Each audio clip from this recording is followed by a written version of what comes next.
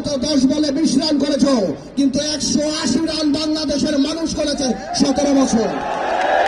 তোমাদের এই অশ্রদ্ধা, তোমাদের এই কথা বলার ধরন দেখে আমাদের মনে হয় যে তোমাদের মধ্যে ইচ্ছা, আশা, আকাঙ্ক্ষা জেগেছে যে তোমরা নির্বাচনে করে এই সরকারে থাকবা। আমার কোনো অসুবিধা নাই, তোমরা দল করো, তোমরা নির্বাচন করো, কিন্তু কোন দলকে ক্ষমতায় আনার জন্য নির্বাচনকে কোনোভাবে বিলম্বিত করা যাবে না।